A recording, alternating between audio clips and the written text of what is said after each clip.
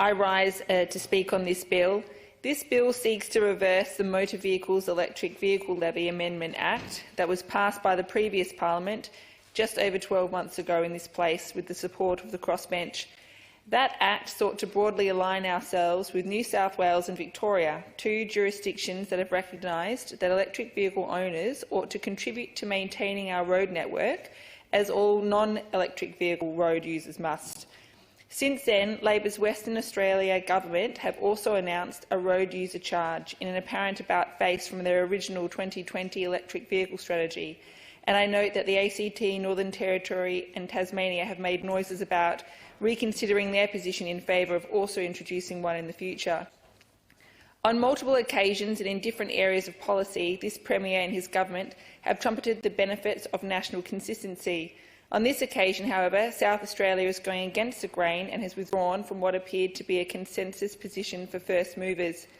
I understand that the previous Liberal government received support from key industry bodies such as the RAA, Federal Chamber of Automotive Industries and Infrastructure Partnerships Australia for the introduction of a road user charge here.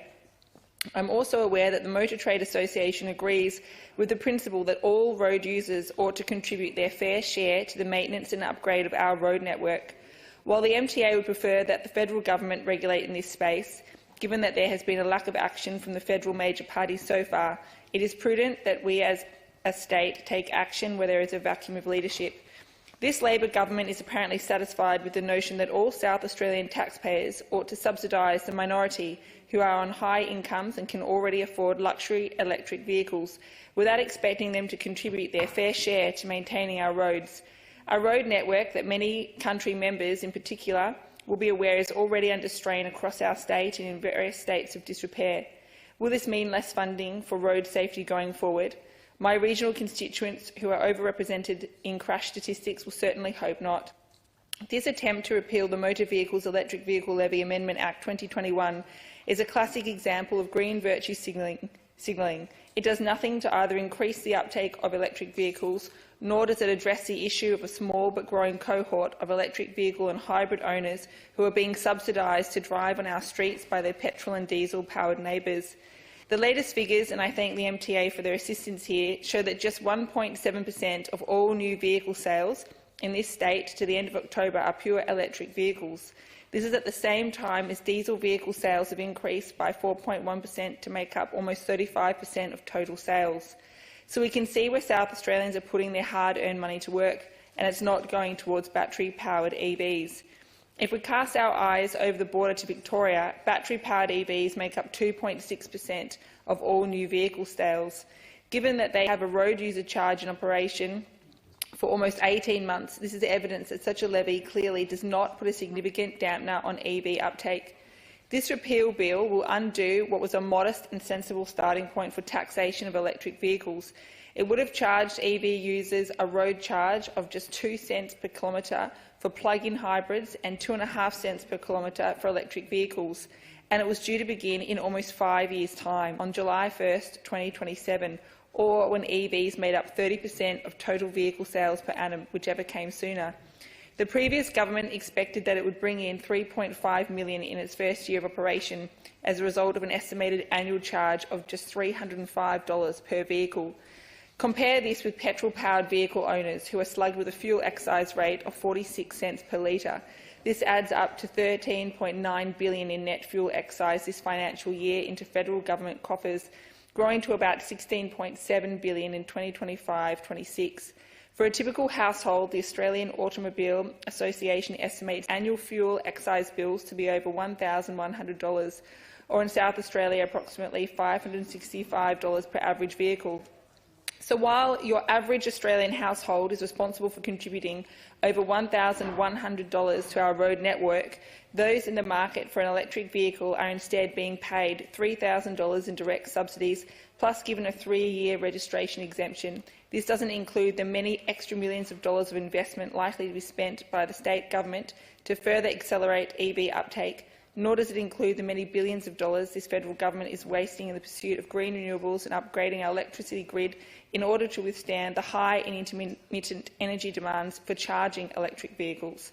So not only will electric vehicle owners not be required to contribute their fair share to building and maintaining our road network, it is left to the South Australian taxpayer to foot the bill for electric vehicle charging infrastructure too. How is this fair? When is an appropriate time to start charging EV owners for driving on roads funded by everyday petrol and diesel owning South Australians? 2030, 2040? The can is getting kicked further and further down the road. We only have to look to the United States to see what happens as a result of EV subsidies. In just 1 year, to June 2022, EV prices rose on average by 13.7% to US dollars 66,000 or almost 98,000 Australian dollars at the current exchange rate. President Biden's 7,000 EV subsidy, ironically packaged up as part of his recent Inflation Reduction Act, was eviscerated in no time whatsoever. In Germany, their finance minister is quoted as saying, "We simply cannot afford misguided subsidies anymore. These cars have so far been subsidised over their lifetime with up to €20,000, even for top earners. That's too much. We can save billions there, which we can use more sensibly." The fervent pursuit of EVs inconveniently coincides with state and federal Labor governments doing all in their power to shut down our baseload coal and gas power stations that are vital to the mining of the rare earth minerals needed in the production of these vehicles. Without coal, how will we smelt steel and aluminium, process plastics from coal and oil and produce glass? Presumably, this will all be done in China and other overseas markets where environmental and labour standards are either low or non-existent, out of sight, out of mind.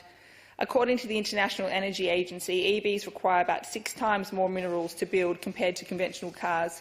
Mineral demand for use in EVs and battery storage will grow at least 30 times to 2040, with lithium the major driver at 40 times, followed by graphite, cobalt and nickel.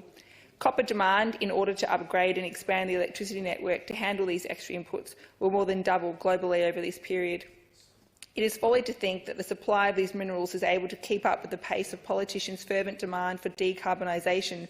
Price volatility will only increase and further push up the costs of clean energy transition.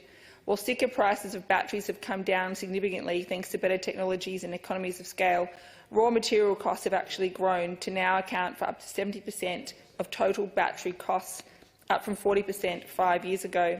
Given the meteoric rise in lithium prices, thanks to a combination of high demand and supply issues, both of which will only intensify, it is difficult to see how the economics will stack up. The International Energy Agency estimates that a doubling of lithium prices would induce a 6% increase in battery costs. If nickel prices were to do the same, then all of the unit cost reductions anticipated from a doubling of battery production would be eviscerated. And this scenario will only be realised if we are able to source the minerals in the first place. Utilising the expected supply of lithium from existing mines and projects under construction, the IEA again estimates that we will be lucky to meet half of global demand for lithium by 2030. Summing up, I seriously question the government's motives behind this bill. It is unfair and unjust to repeal a proposed electric vehicle road user charge that was only due to take effect in another 5 years' time for the benefit of a tiny minority who are already able to afford expensive EVs. I don't believe that this bill will result in any significant increase in the uptake of EVs and do not agree with the principle that electric vehicle owners deserve a free ride.